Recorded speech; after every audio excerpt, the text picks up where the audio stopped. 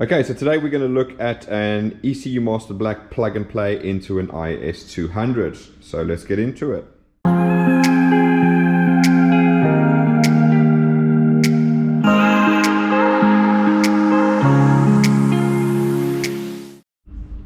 Alright, so this is a complete plug and play solution to fit an ECUMaster Black into a standard IS200. And what we'll do now is we're just going to go through and show you the whole build process and how that looks. It'll just be a quick short one. So we'll do that and come back to you now.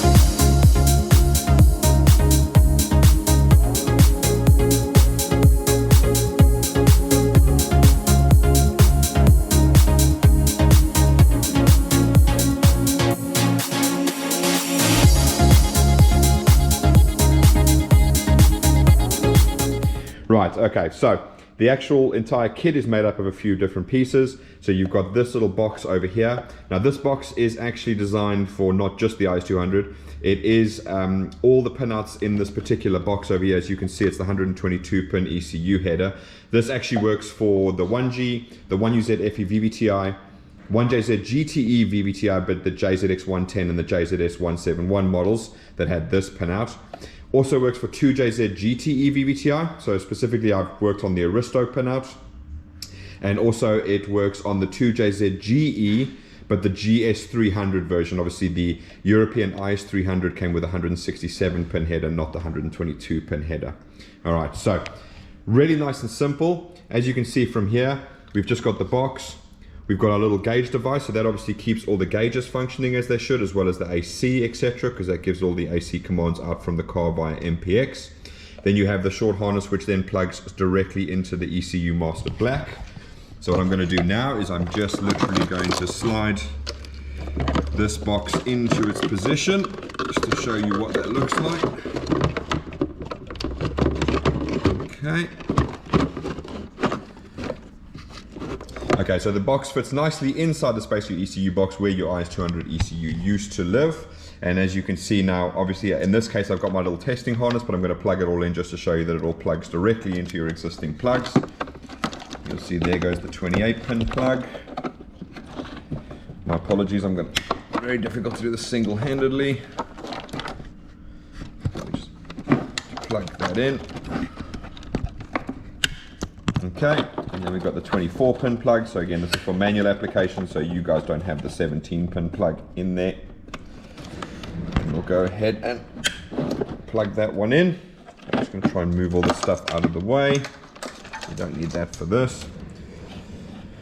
Right, okay, so as you can see, it plugs directly in. So in this case, you would just put this box in, plug in your ECUMaster ECU, take out your IS200 and plug your IS200 harness directly into those boxes, and everything interfaces through there.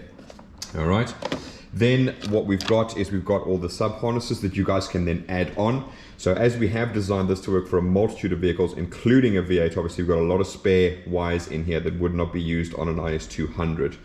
Okay, so for starters, this particular customer has gone for a Bosch wideband sensor, which I always recommend because obviously the ECU can do closed loop fueling control from that. And what you'll notice on here is we have got all of the wires, and you'll notice they are already terminated to go directly into the ECU plugs over there. All right, and they are all labeled on here, so you'll see that one says 2815. Hopefully you can see that. 2827, 2817, 2825, and 2816. So what does that mean? So effectively, if you look at your ECU plugs, you've got a 22 pin, you've got a 28 pin, you won't have a 17 pin. You've got a 24 pin, and you've got a 31 pin. That applies to basically how many contact spaces that they have available in them. What you'll notice on your IS200s is obviously we've gone through, we've worked out there are quite a few spaces in these particular plugs and these plugs over here that are not used up for the engine harness. So those allow us to add a lot of expansion into the harness, if you will. So when you see 2815, what that literally means is plug 28, position 15. So if you're looking at a plug like this, you see the clip is there at the top. If you're looking from this side, top right is number 1, and you just count your way all the way along, and you'll see there's 28 holes where terminals can go in. So you'd come along here, you'd say 2815. So you go 1, 2, 3, 4, 5, 6, 7, 8, boom, boom, boom. So it goes 1, 2, 3, 4, 5, 6, 7, 8, 9, 10, 11, 12, 13, 14, 15, 16, 17, 18, 19, 20. That's the way it works. So you'll find position 15, and you'll just put this terminal directly into there. That will then interface directly with the ECU, and that allows us to have all of these additions without having to make any alterations to your existing harness. And obviously, if you wanted to remove it all, you would then just remove these pins out of the harness, and you could return the car completely back to standard without having cut anything at all. Now then, the way we have designed this is we do it in a couple of ways. So you'll see on this particular one over here, we're interfacing with the 2 body plugs. What that means is that, for instance, this wideband sensor, that now becomes part of the body harness. In other words, that would stay behind if you removed the engine and took the engine harness out. For that reason, you'll see down here, because as you know, all the wideband sensors needed a 12-volt supply. So this one says black 8. Now what does that mean? Now if you look at your body plugs here on your IS200, you've got 3. You've got a blue one, a grey one, and a black junction connector over here. Now then, because this becomes part of the body harness, effectively what happens is, in the bottom here there's a rubber grommet. So if I have a look down, see there, rubber grommet over there. So what we are asking you guys to do is make a tiny slit in there, and then you effectively run all the wires up through here. These will reach over to the actual ECU connector. That's why you see that one is shorter than that one. Now this one, what you're going to do is unclip this black junction over here. Underneath here is another exact plug. This one's blue, but it would be black. But there's another exact plug underneath there. Now these are all labeled. So if you have a look at the bottom, what you'll notice is it's labeled 1, and then 1, 2, 3, 4, 5, then 6 over there. Then it's labeled 7, 8, 9, 10, 11, 12. So you'll see here it says black 8. So the only difference is with this is you're not putting it into the top one, you're putting it into the bottom one. That means then that you could remove your engine harness, because you're going to take all of these 3 plugs out as part of your engine harness. So your engine harness is made up of the 31, the 24, and these 3 plugs. They unplug and you can pull the whole entire engine harness out. So this then would just stay behind, and you would effectively run this down along here, up along here, around the back, and then obviously going over that side to there. So this is 2 meters long, so there should be plenty enough room to run it all the way around there. And then you have your lambda sensor, which I think has another ½ meter of actual harness on it as well. So plenty of room for that. So that means that this one actually stays behind in the vehicle, so it becomes part of the body harness. Okay, the next one is the temp sensor. So the analog device that we use to transmit data to the dash for temperature requires its own signal. So you can see here, this one is labeled as temp. Hopefully you can see that. I'll try and get in there. Temp. And you'll see on the other side, it's labeled as 28.7. Okay. So again, 28, pin 7, that goes into there. That will then come out the bottom here, along with the wideband one. And this one you can actually run across the front here and just run up to one of the radiator pipes here and fit your own coolant temp sensor into there. Bear in mind, the coolant temp sensor will need a ground. So if you can do it like on the 2JZ, we actually can fit a JZX100 water temp sensor into the cylinder head next to the normal coolant temp sensor. So then we would just take this wire directly to that. So either way, it doesn't matter what temp sensor you use, the device is adjustable, so you can use whatever temperature sensor you want. But obviously, as it's a temperature sensor, it does need a ground. So if you get one with a 2-wire one, you'll have to run the other wire basically to the cylinder head and just ground it out there, and then the other wire will go directly to this one over here. Okay, so that's this one. The customer's also opted for a Mac boost valve because he is running a turbo.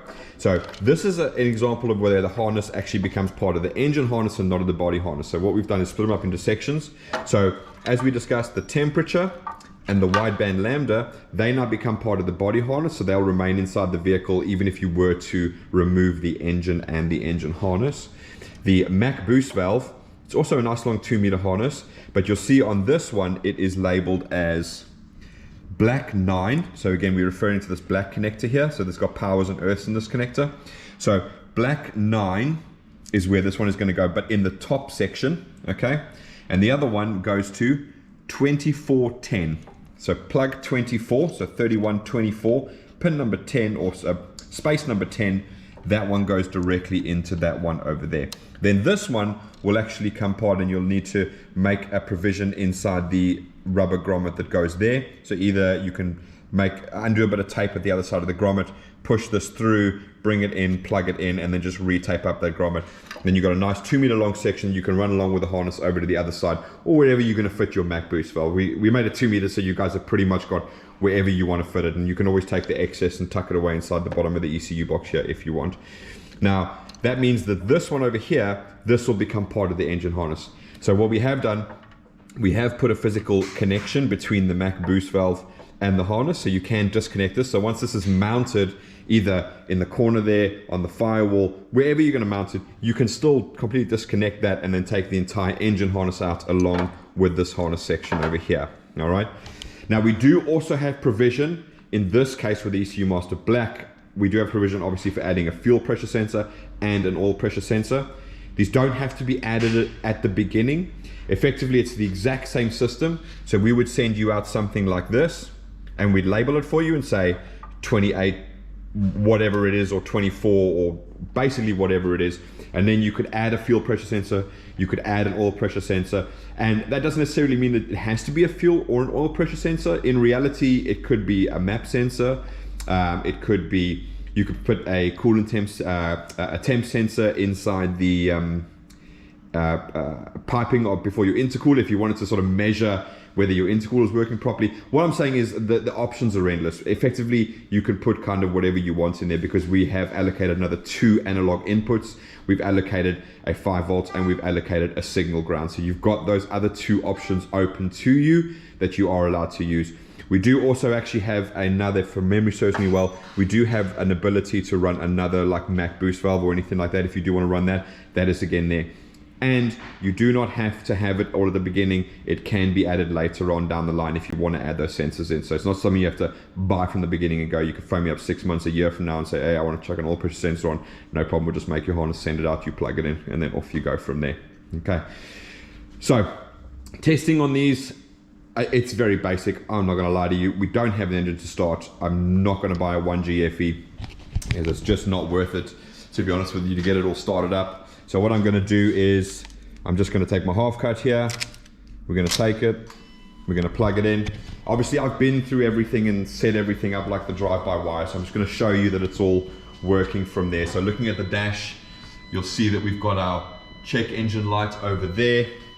What I'm going to do now is I'm going to go and find the, so there is the wire that's for the oil pressure switch that's already standard on your harness. And I'm just going to ground that out. And then you'll see that we've got oil pressure. So there you go. All right, and as per the analog device, as per standard, the battery light will go on as soon as it drops below 11.8 volts, okay? And then if I come around here, you'll see now that the analog device is doing its thing and it's showing 18 degrees on the dash there. So again, it's not sensed, it's not going to change. We just put a static temperature on there just so you don't get the annoying E or error signal on the dash, which you'll get if you remove everything out and don't plug anything back in again. All right. So we've got the oil. We know the alternator light works. I've run the battery down so it picks up. We've got our check engine light over there, so we know that that's communicating from there. I've obviously plugged in a drive-by-wire throttle. This is exactly the same system as like you have on a 1G FE. Okay. So we know that that works 100%. So we are happy with that. Now then, when the customer gets it, he will be doing his own drive-by-wire calibration with his particular throttle, because not all throttles are the same. These TPSs can be set in different positions, etc., etc. The accelerator pressures can be set in different positions. So again, always do a drive-by-wire calibration as one of the first things that you do. Everything else is set up. I've tested all the coils, I've tested all the injector outputs, I've tested the ACIS output as well, so we know all of that is working exactly as it should, where it should be going. All right. So we know the drive-by-wire works just fine. So what I'm going to do now is I'm just going to come into the actual ECU itself, and then I'm going to go on test outputs. So obviously we will provide the documentation to show you what outputs on the ECUMaster equate to what. Okay, now I know that in this particular case, our output, let's get the output for the fuel pump. So I'm just going to quickly grab the output sheet here. Right, so I know that the fuel pump is going to be auxiliary 2. So what we'll quickly do now is we're going to go to auxiliary 2. I'm going to test the output. Okay, so just to be 100% sure, I'm going to test the output.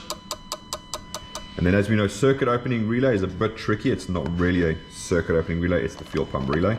So I'm just going to pull that out. I'm going to hit the test button. And no clicking. So I know 100% that we are activating the circuit opening relay. So we know that that is 100%. So I'll test it again. Fantastic. Okay. So the other one that I'm going to test quickly is the AC. So the AC in this system is using the pressure switch as well, so it does have that sort of safety built in. It's not going to turn on if the pressure is not correct. But if I come along here, if I go down, remember your AC relay's in here. Okay. So as long as you've got enough pressure, the AC will turn on from the button inside the car. Okay. Now, as I said, it's pretty boring, the testing for this. There's no engine that's going to be starting up. We're just going through to make sure all the outputs are working exactly as they are, and obviously to give you a much better explanation of how exactly this does work, okay? So we've got this set up for the ECUMaster Black. As you can see, the potential for this is pretty much limitless. You can buy these boxes, these black boxes separately. We can provide them with a sub harness for whatever ECU you want. We've got a couple coming up that are going to use a Link Fury. So hopefully we'll get those all designed up, and then those will be going on Lotus in future. So you'll see exactly how that works and what that looks like. And again, like I said, we are connecting the ambient temperature to these particular ECUs for the time being, because we are working on replacing that analog MPX device with a CAN to MPX device. So hopefully soon we'll be able to transmit CAN data through our custom streams, CAN streams from the ECUs to that device. And then we'll be able to do things like low oil level, the ambient temperature, provided your ECU has enough inputs to receive that data. Okay, that's the only caveat. If you haven't got enough inputs to receive all the data to make all the other stuff work, then obviously that won't work. But we'll be able to do that hopefully in the not too distant future. As soon as we get a chance to get it working on it, we will get that done. But yeah, all right, so that's the whole entire setup. And like I said, these are available on their own. If you guys want to build your own patch harnesses, knock yourself out, give us a shout. We sell these separately, and obviously we can provide you with the super seal connectors on the other side, and we can provide you with terminals and basically whatever you want. If you want us to supply it to you with 1/2 meter long harness on every single pin that's actually relevant for your operation, absolutely fine, no problem, we can do that for you. Okay, so thanks for watching, guys. If you have any questions, again, please let us know down in the comments. If you want a quicker answer, I suppose, just get us on our Facebook page, Phoenix Engine Management, and my wife's looking at all those messages and she'll get back to you. All right, but thanks for watching, guys, and we'll see you again later. Bye-bye.